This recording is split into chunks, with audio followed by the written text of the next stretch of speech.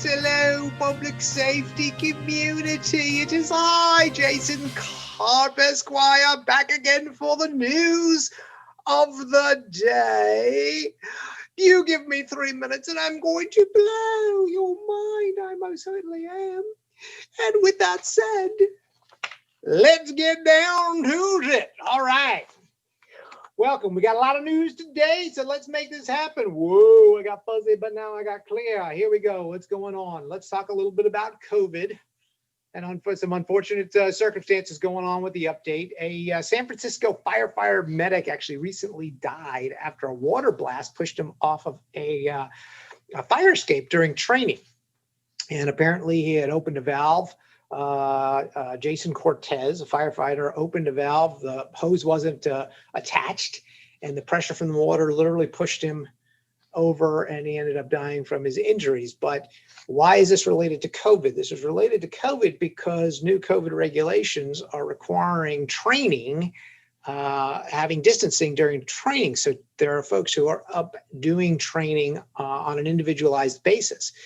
But of course, that has certain unintended effects, like unfortunately it did here. And our hearts and prayers go out to Jason Cortez's family for this horrible accident. But it just shows you the kind of changes we need to make relating to COVID.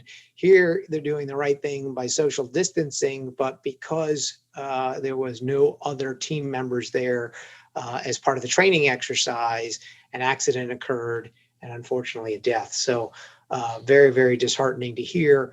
But again, you know, kind of another tragedy, another consequence of what's going on with COVID and how we all have to adjust in the public safety community and otherwise. Other news with respect to COVID, furloughs, and we know what's going on. We've talked about this, that there are going to be more and more furloughs. New Orleans has got a new furlough program in place where 4,700 employees each have to take mandatory 6 days of unpaid leave before the end of the year.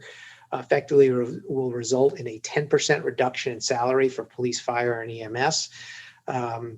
It's going to save the city somewhere in the neighborhood of $6 million, but this is because of the reduced tax revenue and budgets going on.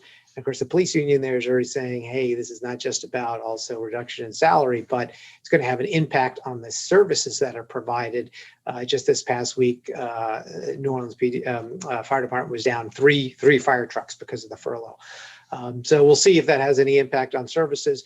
This is hitting everybody nationwide. Again, I know everybody's doing what they can to manage through this, but just something to continue to be aware of in terms of the quality of care that's being provided. But we also want to protect our brave women and men out there and make sure to maintain their standards of living and their salaries and make sure they're compensated for everything that they're doing for us every day. So challenging times, you know, and I don't know that there's a clear answer, but that's what's going on in the world of COVID. Let's move to technology. There's some cool stuff going on technology. And by technology, I mean technology, which is super cool. So for example, Pennsylvania, Crescent Township Fire Department, Pennsylvania has just put into effect, and we've talked about drones before, so it's nothing new. So a new drone, but this is an underwater drone. So that's kind of exciting. So especially when there's search and rescue and their divers have to go in, especially during the winter months or where it's cold, there's very limited period of time that they can be under the water in terms of searching. So they can submerge the drone that can identify ultimately through a variety of different characteristics the location that needs to be searched, let the firefighters know what's going on, and then they can dispatch the divers to the correct location. So this is actually pretty exciting. In fact, unfortunately, some bad news here in Loudoun County, where I am. A recent body, unfortunately, was found in a local reservoir.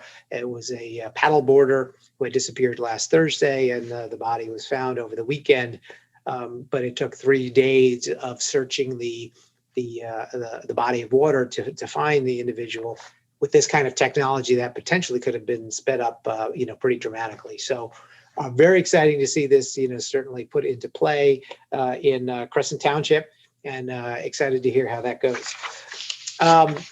Digital mobile radio, the saga continues between Hytera and Motorola. Those of you who know, big lawsuit there for infringement. Motorola emerged victorious in legal action against Hytera about Hytera, former employees of Motorola, apparently taking some of the proprietary technology. Since then, Hytera has declared bankruptcy and has been managing through the bankruptcy court system. But Motorola has been seeking a permanent injunction to prevent Hytera devices from continuing to be used out in the public because they're infringing. That had been stayed by the bankruptcy court. That means there was no action being taken on that, but that recently had been lifted, so that's now under consideration again. However, opponents to that are arguing that, well, there's a lot of folks, in particular public safety, who are using Hytera digital mobile radio devices, and to force them to have to change would be a highly expensive and time-consuming effort. So, I get that Hytera did wrong here in stealing the technology. At the same token, we do need to make sure that the right decision is made for public safety, so that all of a sudden they're not left without communication solutions and have to scramble to find something else, potentially much more expensive. So we'll see how that turns out. We've talked about Assured Wireless, the HPUE company, high-powered user equipment company. Well, they have announced the release of their 2 devices on the FirstNet network. They've got a USB modem, the AW12 family of devices. So they have a modem and they have a module. So the modem can be plugged in through a USB port. The module is actually integrated into, say, a router or device. And to refresh your recollection, what's exciting about HPUE is it transmits at 6 times the power. Say that 6 times fast, 6 times the power, 6 times the power, 6 times the power, 6, all right, forget it. 6 times the power of your normal cell phone. So the normal cell phone's at 0.2 watts. These devices can now transmit at 1.25 watts, but that's only on band 14. So it's only going to be available through FirstNet. But it can result in an 80% increase in the LTE signal strength. So, they talk about 3 times the coverage. So if you have a cell site transmitting at 10 miles, you can now receive a signal 30 miles out. So that's pretty huge in terms of increase in coverage. What little difference there has been between the AT&T network and the Verizon network in terms of coverage, to the extent there still is difference, certainly something like HPUE could easily erase that and create significant additional coverage throughout the country for public safety.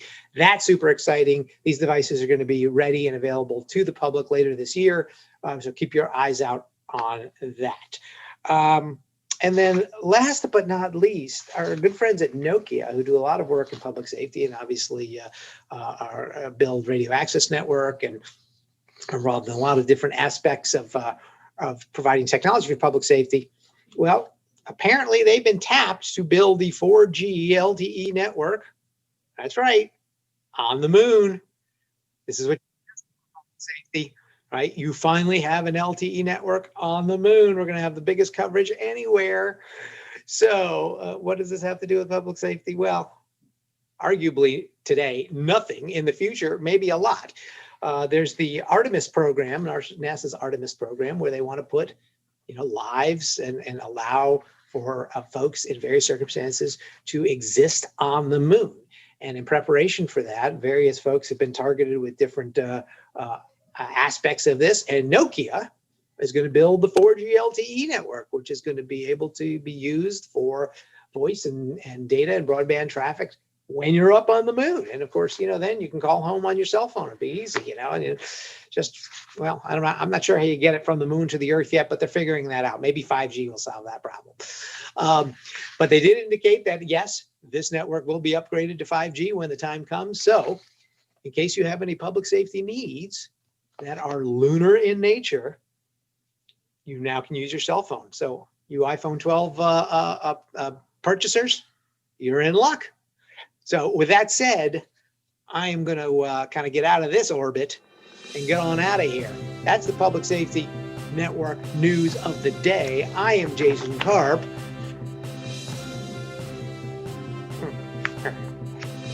And it's been just lovely seeing you today. Ta-ta!